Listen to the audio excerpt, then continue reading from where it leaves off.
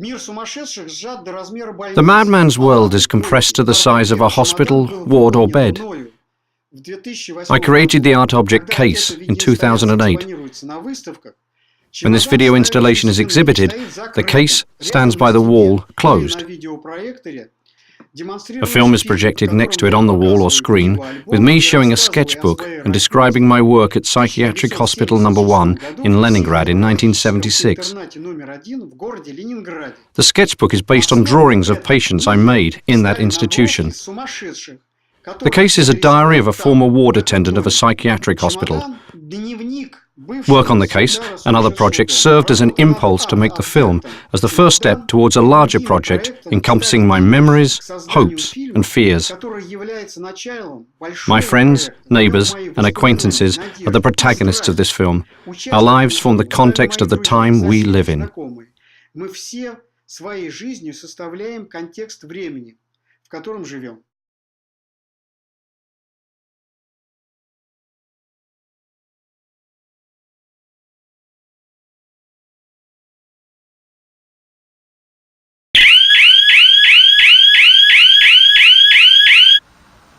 Silence, silence. I start singing. Hush, they're singing. Attention.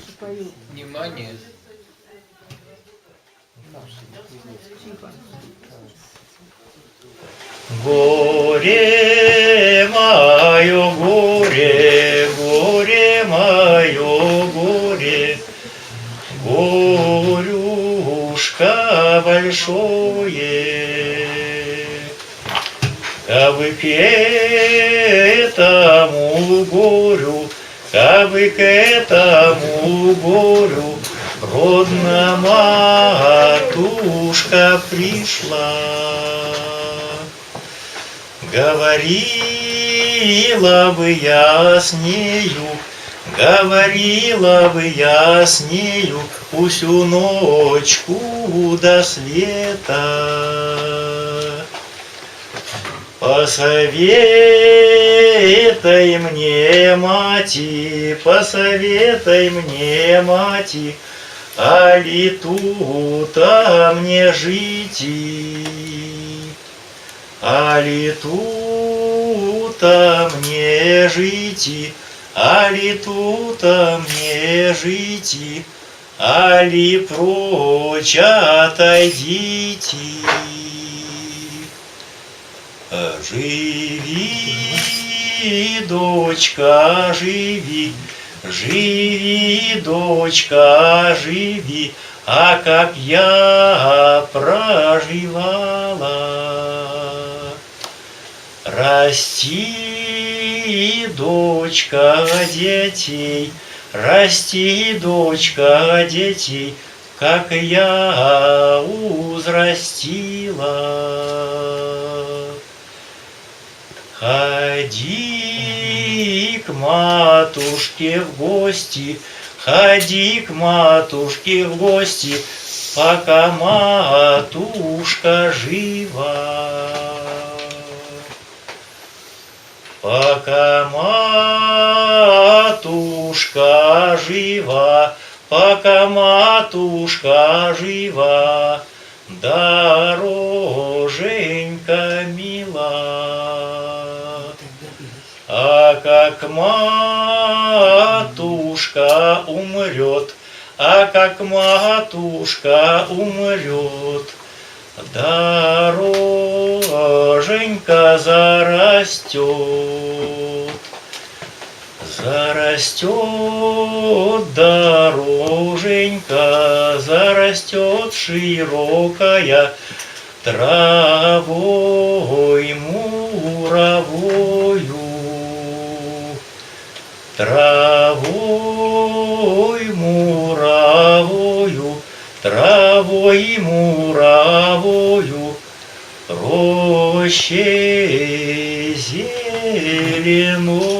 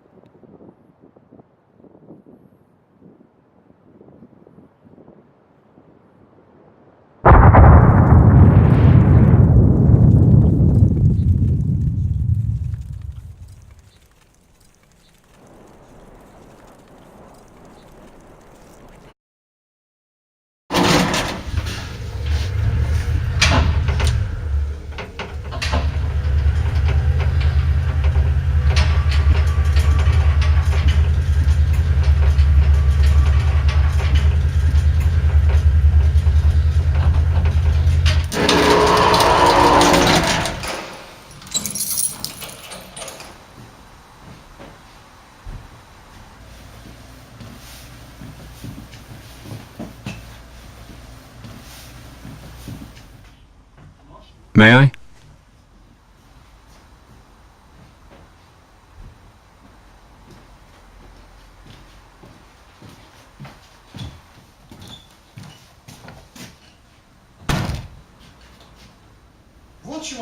Here is the case object.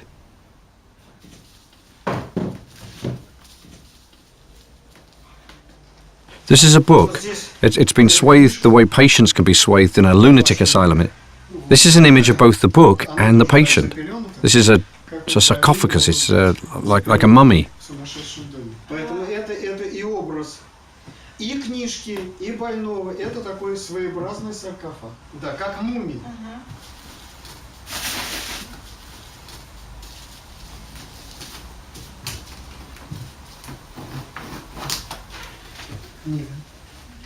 Wait a minute. Just a sec. Just wait.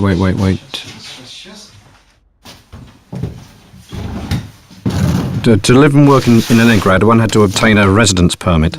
One could secure such registration by getting a job at a construction site or a psychiatric hospital, for instance. Genizdilov had asked that I be employed at an easy department, patient care, but not grave cases. Right, not grave cases. Hired already, I walked through the psychiatric hospital backyard and came across a madman. No, a man in white, nicely dressed and looking like the stage director Oleg Yefremov. He asked me, "You're a new one." "I am. Assigned to the elderly department?" "I'm the chief physician and I want you with me in the violent department."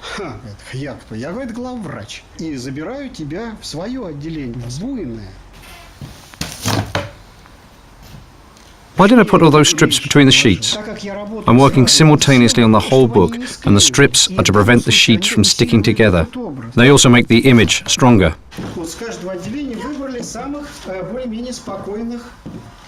The quietest patients were chosen from every department. I too picked patients from my department, and we took them to that concert. It was in the same building. You should have seen their faces. What they showed and expressed, it defies description. The first actress came on stage. She didn't know where she was. Perhaps they hadn't warned her. Once on stage, she saw the crowd of patients and nearly fainted. This man here was a thief with a prison record. When you enter the department, you lock all the doors behind you. I often forgot the master key and found myself locked inside the ward. I would then go up to that thief and ask him, "Can you open the door for me?" "Turn away," he'd say, and open the door. I think he used a comb or his long nail to pick the lock.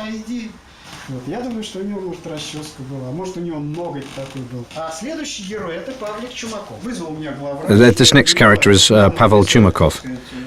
The chief physician told me, "Nikolai, I want you to draw a picture on the wall of the idiots ward." The violent department had an idiots ward. An inspection commission was to visit the hospital, and the idea was to decorate the room with a painted picture, as they do in childcare centres. So I painted a 3-metre picture of bears eating honey. I put the word honey on one of the barrels. I had my picture accepted and left. When I was back the following morning, there was an emergency. I was told they'd had quite a night. Pavel Chumakov had been at fault and confined to the idiots ward as punishment. He turned out to be literate, managed to read the word honey, unhooked a bench and began to beat the barrel off the wall to share honey with his fellow inmates. Kind of him. Yes, he wanted to do good. But he was violent and had to be quieted. They threw mats at him and showered him down to render him harmless. Here are silhouettes and portraits of patients, a sort of book.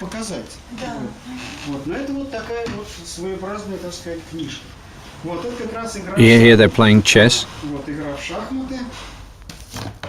Here's another patient. See his nose and his eyes? Very tragic figure. He looked like a relic, but was in fact very kind.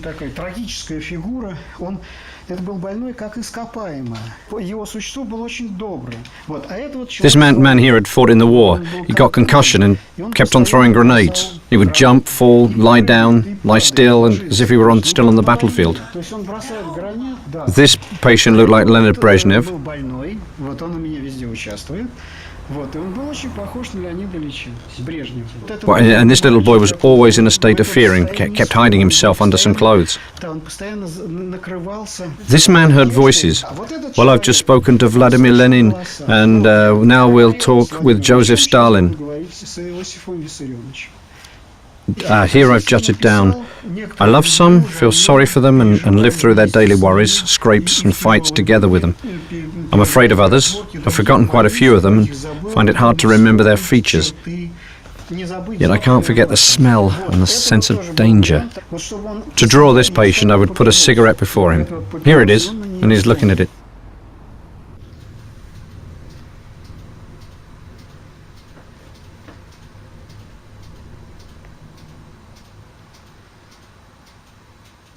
То есть вот большой свет дневной, он был слабый. Вот это вот такая типичная вообще страшная, да, это лампочка.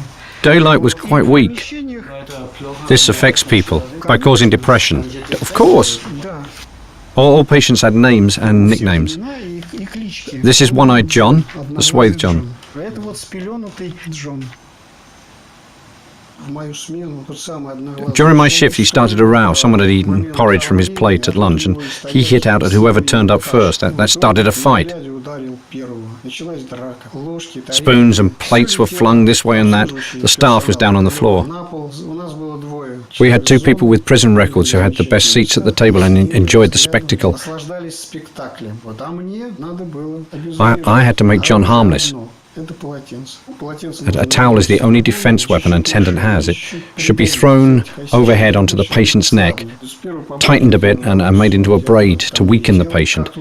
At first I botched it, but then I did manage to fix the towel and make a braid, and immobilizing John. The fight was over there and then, and other patients picked him up and carried him to the idiot's ward, where he was wrapped into 15 or 20 bed sheets.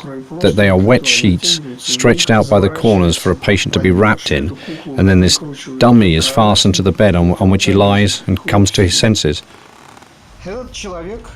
Yevgeny here too was a habitual criminal, dangerous man.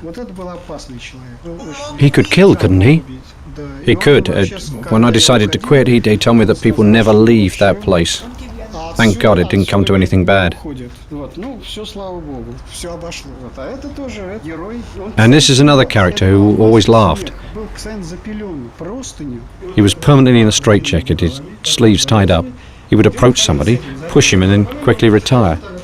And the pushed person would then turn around and hit whoever happened to be near. A fight would thus break out, and the laughing man would look on. It was his idea of having fun. This is Dima. He's a man of athletic build. During my shift, he once approached me saying, "My mum has come to visit me, please let me out." I did as he asked. When my shift was over, the chief physician came up to me and said, "Where's Dima?" "His mother came on visit," I replied. "What mother?"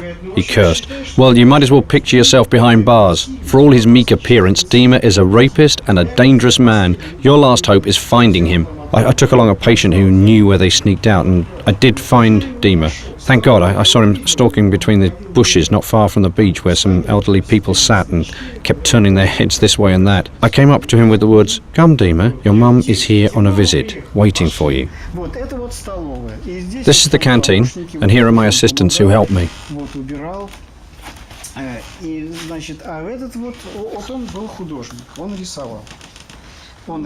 This man was an artist who kept drawing. His arms had been twisted, so pencils were pressed between his toes, with which he drew. This is how my work there ended. I would hardly have lasted long, of course, because it was a hard and scary job, but there was a real danger. On several occasions, the doctor Mironich saved me. A patient attacked me on a public holiday when there were a few staff members around. Patients are prone to react to white coats and attack attendants. He would have killed me with his sheer mass.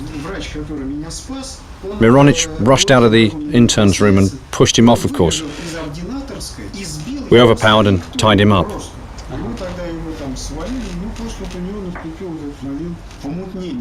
A little later, the chief physician summoned me, saying, "Nikolai, you have to leave." "What's wrong?" "A report has been filed against you, and I have to go through the procedure."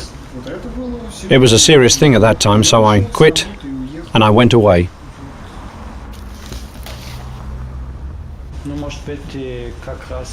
Well, you might have been busy collecting compromising material, doing things there and drawing, things that could be then used in the West. They must have suspected subversion.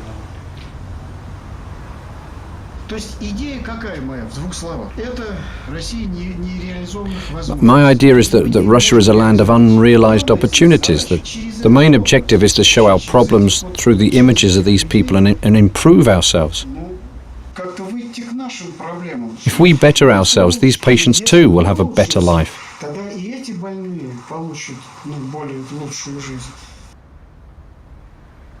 Чуть помедленнее, кони, чуть помедленнее, не указчики вам кнут и плеть.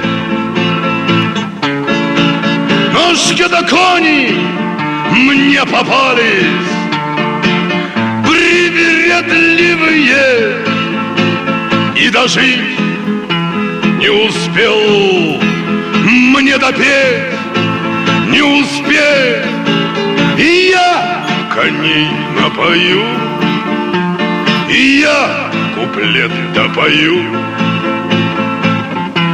Хоть мгновенье еще постою на краю.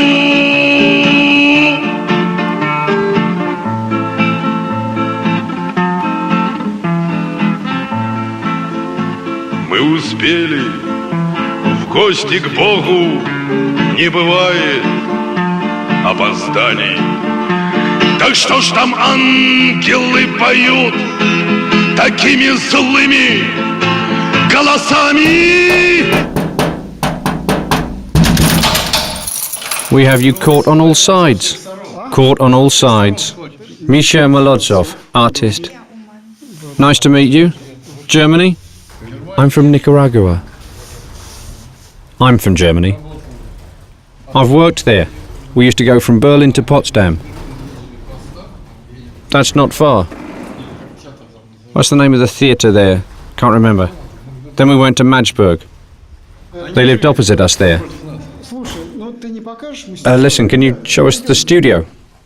Come on, fellows.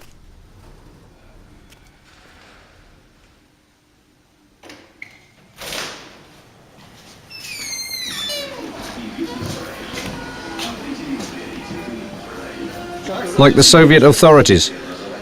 This is how they took care of us, damn them. Creating every condition for us to engage in creativity. All the current rulers do now is evict us. Those of the past had many such studios built all over Moscow, and our studios were the last ones to appear in 1989. And then the Soviet Union collapsed in 1991.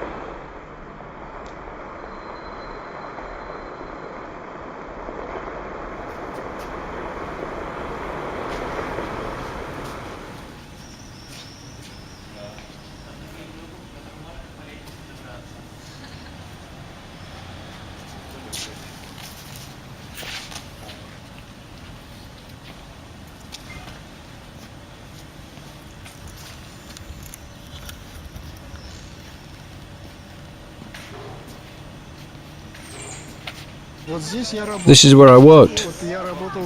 I worked as a janitor cleaning up around this house. And this was my yard.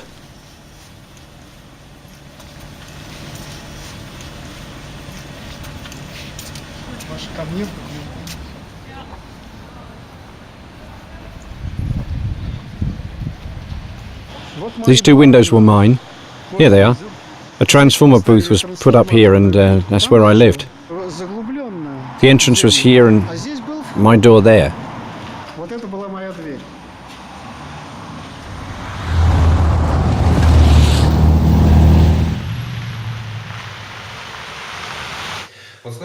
Well, you know, we've come to meet Andrei Gnezdyov. Yes, we've arranged to meet at noon, but he doesn't answer his cell phone. Well, it looks like he's out. Did you visit him yesterday? Yes, in Kovensky. Did you visit him yesterday? Well, was he okay? Don't you know? He left for his place at Chornaya Rechka for the night, didn't he?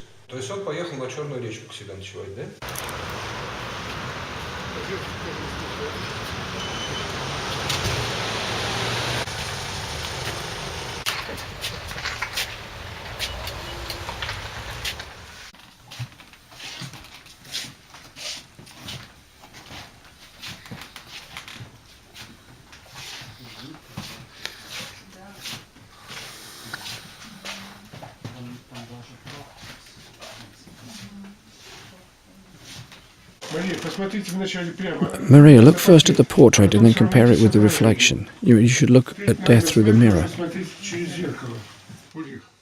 Ulrich, this is death. Life seems meaningless and death seems meaningless, but when you understand that there are laws galore around you, take this speck of dust, it carries cosmic laws with him. Could these laws have come out of chaos? Impossible. We don't yet know, first, what it is, and second, how that chaos was organized and conditions for development created. Wherever you turn, there are laws everywhere. When you understand that the great intelligence is all around you, then death seems to be a regularity rather than an accident. Wherever there is life, there is death, and vice versa. Today, only fear of the A-bomb makes people reconcile, but this is shaky ground. It's not until man comes to his senses and realizes that either he plunges into an abyss or he needs to change his mentality and start acting. If people had a chance to address this problem, they should, above all, improve relations within Europe. The whole of Russian psychiatry is based on German psychiatry and German studies of Kraepelin, Krafft-Ebing and Kretschmer. Whoever you take has his or her roots in German studies, all of them fundamental works. We're now being retrained with the introduction of the American classification system, which is good for nothing.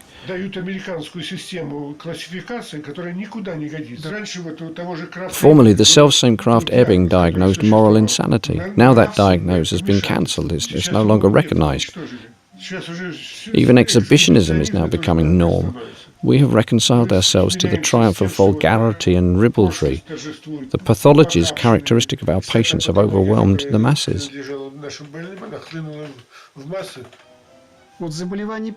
What are those psychiatric disorders? Are they some kind of prophecy or intimation of something?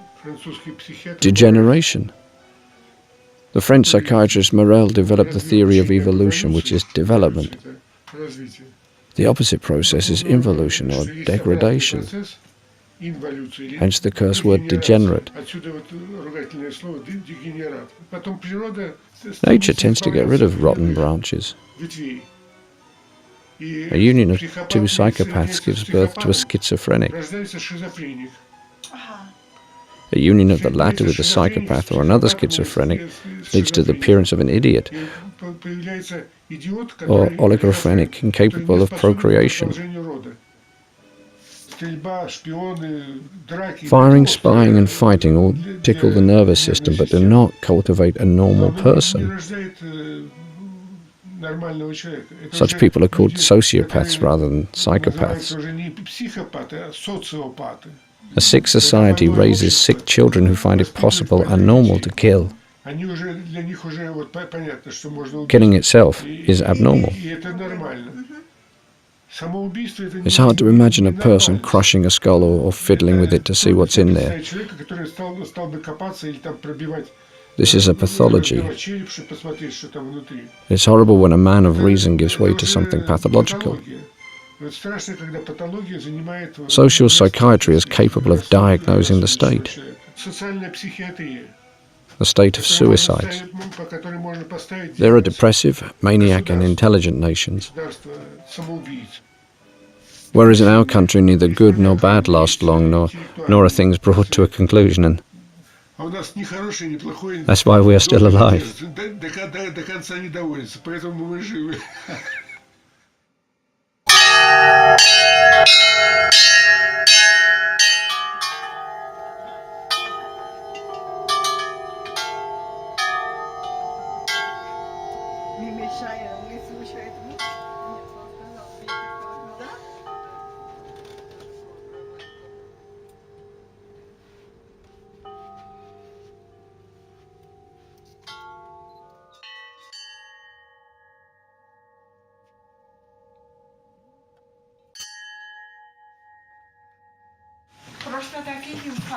It's just there are no infantas like me. You look beautiful.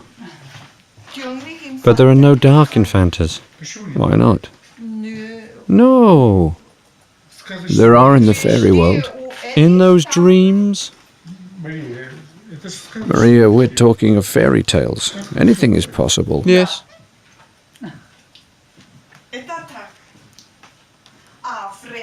But what about in reality? We create reality if we believe in it.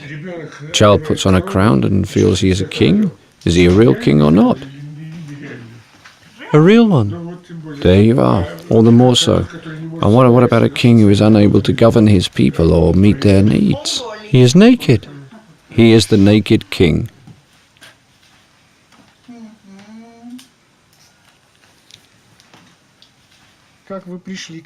How did you happen to take up psychiatry? Through my mother.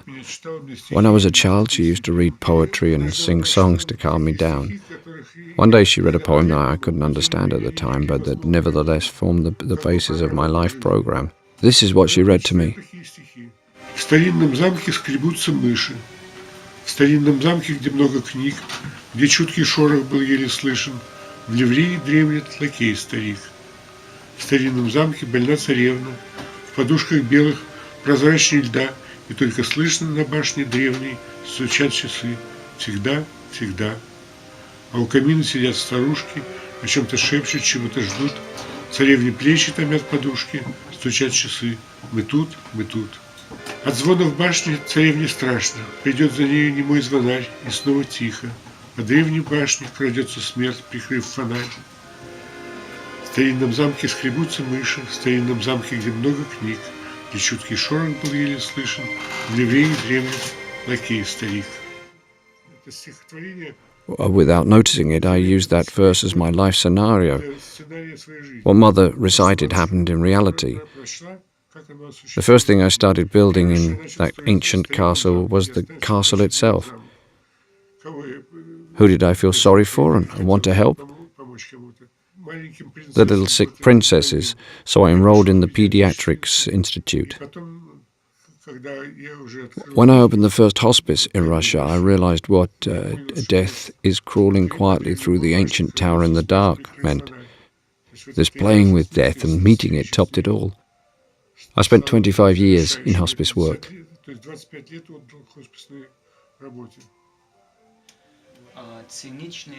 Can a cynical or haughty man work as a psychiatrist, or is it out of the question? There should be some ethics commission to admit people to the psychiatric profession. People for whom money is nothing.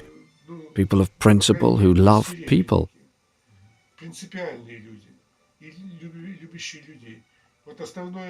When I was launching the first hospice, we looked for kind, rather than smart people.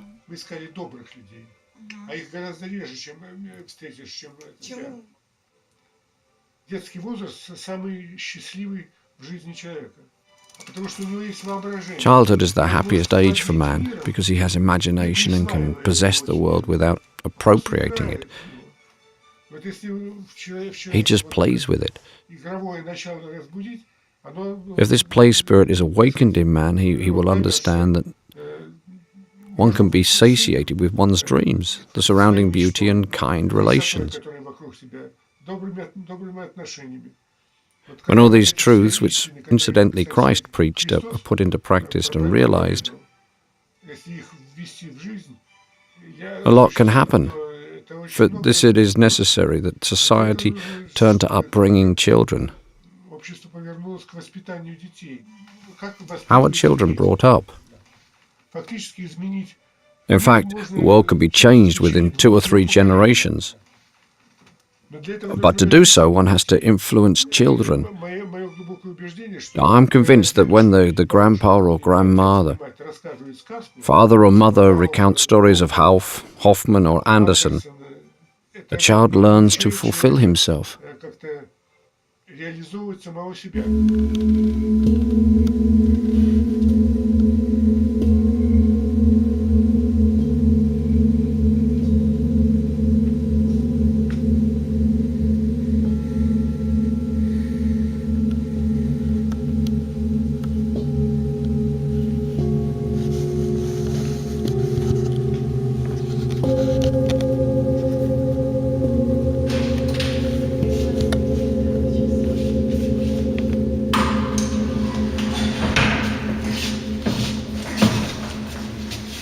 That's all, Dad.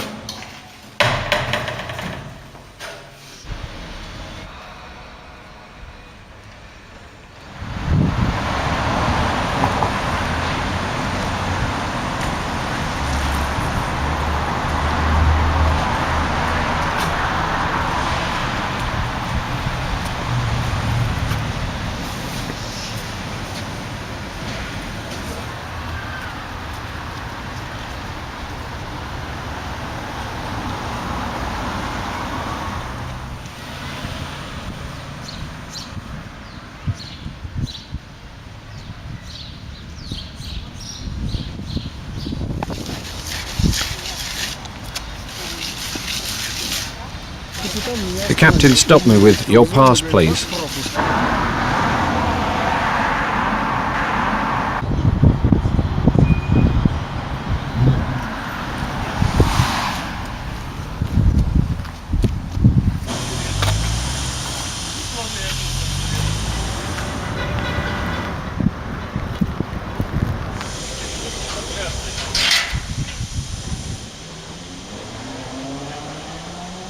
I used to work here.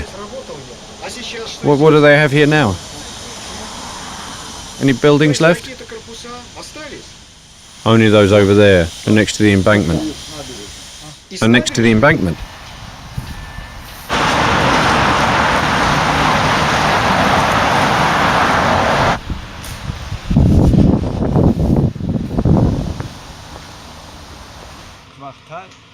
A block buried in greenery.